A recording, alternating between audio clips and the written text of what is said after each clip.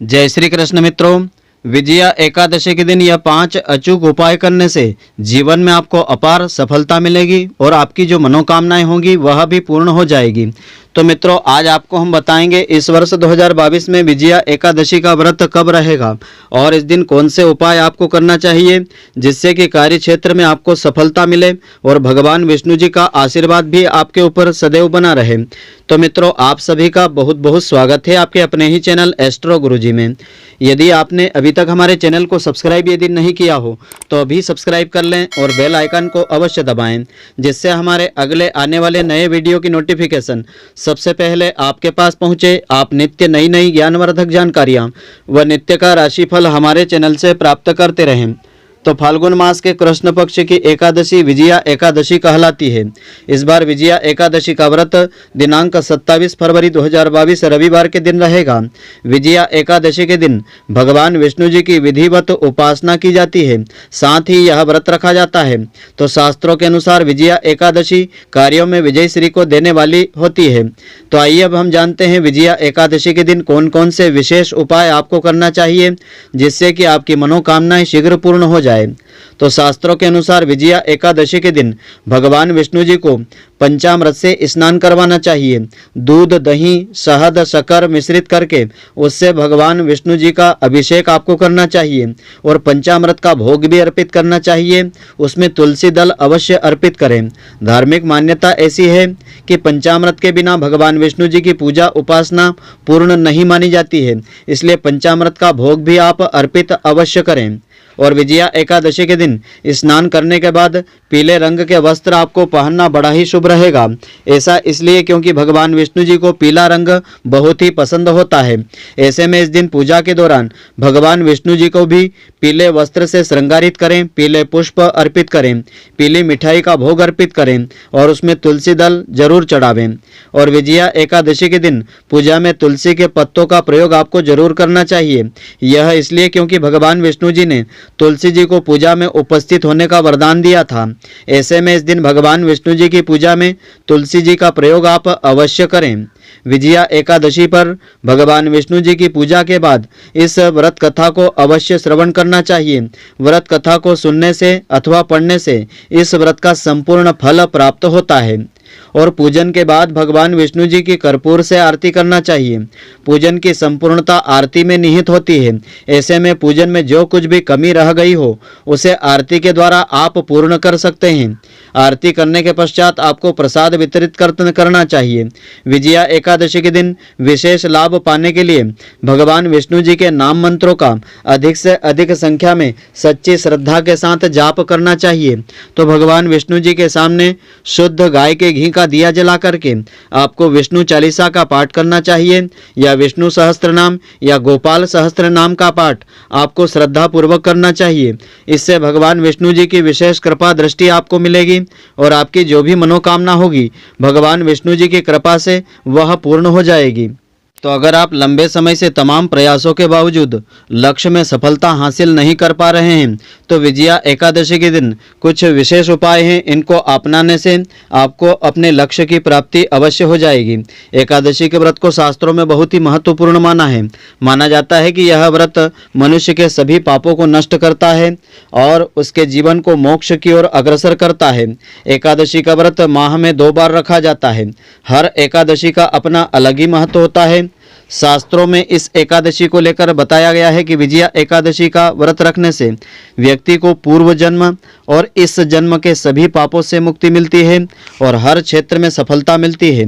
अगर आपके जीवन में तमाम परेशानियां हैं और कई प्रयासों के बाद भी आपके काम बनते बनते बिगड़ जाते हैं तो विजया एकादशी के दिन आपको व्रत के साथ कुछ उपाय भी करना चाहिए। तो इस दिन विशेष सफलता पाने के लिए आपको विशेष उपाय इस प्रकार से करना चाहिए। इस दिन प्रातःकाल स्नान आदि से निवृत्त होकर के सूर्य देवता को गंगा जल अर्पित करें। इसके बाद श्री राम परिवार की पूजा करें। 11 केले, लड्डू, लाल पुष्प अर्पित करें। 11 चंदन, अगरबत्ती, दीपक जलावें। 11 खजूर और बादाम अर्पित करें। इसके बाद इस मंत्र का जाप आपको करना चाहिए। ओम सिया पतिये राम रामाय नमः का जाप करना चाहिए। इससे आपको कार्य क्षेत्र में विशेष सफलता की प्राप्ति होगी। अच्छी नौकरी पाने के लिए आपको यह उपाय करना चाहिए। यदि काफ़ी समय से आप नौकरी की तलाश कर रहे हैं लेकिन अच्छी नौकरी नहीं मिल पा रही है, तो आज के दिन आपको यह उपाय करना चाहिए, यानी विजया एकादशी के दिन करना चाहिए। इसके लिए एक कलश आपको भर करके रखना चाहिए। कलश पर आम के पत्ते रखें, इस पर जौ से भरा हुआ एक पात्र रखें और एक दीपक इसके पास में जलावें। 11 लाल पुष्प रखें, 11 फल रखें और मिठाई अर्पित करें। इसके बाद सूर्य देवता के कारक विष्णुदेव और माता लक्ष्मी जी की पूजा करें और साथ ही इस मंत्र का आपको जाप करना चाहिए, ओम नारायणाय महालक्ष्मी नमः। इस मंत्र का आपको अधिक से अधिक संख्या में जाप करना चाहिए। इस व्रत को आपको इस प्रकार से करना चाहिए। किसी भी एकादशी व्रत के नियम दशमी की रात से आरंभ हो जाते हैं।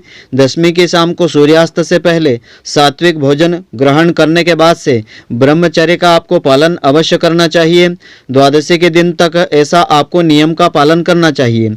एकादशी के दिन सूर्योदय से पहले उठ करके स्नान आदि से निवृत्त होकर के भगवान के सामने इस व्रत का संकल्प लें, फिर दिन भर व्रत रखें। भगवान की विधिवत श्रद्धा पूर्वक पूजा करें। व्रत कथा को पढ़ें अथवा सुनें और आरती भी गाएं। संभव हो तो एकादशी की रात्रि में जागरण करके भगवान के भजन कीर्तन आदि करें। इस व्रत का पारण एकादशी के अगले दिन सूर्योदय के बाद करना होता है। अगर इस व्रत को निर्जल किया जाए तो सबसे उत्तम माना जाता है। अगर क्षमता नहीं है तो पानी पीकर भी आप इस व्रत को कर सकते हैं, या फिर फल या अन्य कोई सात्विक चीजें लेकर के इस व्रत को आप कर सकते हैं। अगर आप पूरे साल हर एकादशी का व्रत रखते हैं तो सभी का नियम एक समान ही होता है। इस दिन विधिवत भगवान विष्णु जी की पूजा आराधना करने के पश्चात, आरती करने के पश्चात इस व्रत कथा को श्रद्धा पूर्वक श्रवण करने से इस व्रत का संपूर्ण फल प्राप्त होता है। द्वापर युग में धर्मराज युधिष्ठिर को फाल्गुन एकादशी के महत्व के बारे में जानने की जिज्ञासा हुई थी।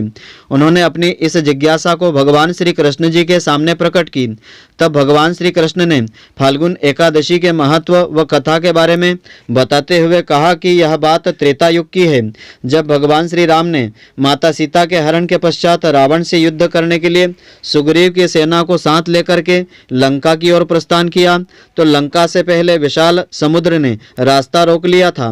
समुद्र में बहुत ही खतरनाक समुद्री जीव थे जो वानर सेना को हानि पहुंचा सकते थे। क्योंकि श्री राम मानव रूप में थे, इसलिए वे इस गुत्थी को उसी रूप में सुलझाना चाहते थे। तो उन्होंने लक्ष्मण से समुद्र पार करने का उपाय जानना चाहा। तो लक्ष्मण जी ने कहा कि हे प्रभु, वैसे तो आप सर्वज्ञ हैं, फिर भी यदि आप जानना ही चाहते हैं तो मुझे लगता है कि यहाँ से आधा योजन दूरी पर वकदा लभ्य मुनि निवास करते हैं। उनके पास इसका कुछ न कुछ उपाय हमें अवश्य मिल जाएगा। तो फिर क्या था, भगवान श्री राम जी उनके पास पहुंच गए, उन्हें प्रणाम किया और अपनी समस्या उनके सामने रखी। तब मुनि ने उन्हें बताया कि फाल्गुन मास के कृष्ण पक्ष की एकादशी को यदि आप समस्त सेना के सहित उपवास रखें तो आप समुद्र पार करने में सफल हो जाएंगे। साथ ही इस उपवास के प्रताप से आप लंका पर भी विजय प्राप्त कर लेंगे। समय आने पर मुनि वकदालभ्य द्वारा बताई गई विधि के अनुसार श्री राम सहित पूरी सेना ने एकादशी का उपवास रखा और राम सेतु बना करके समुद्र को पार करके रावण को परास्त कर दिया था।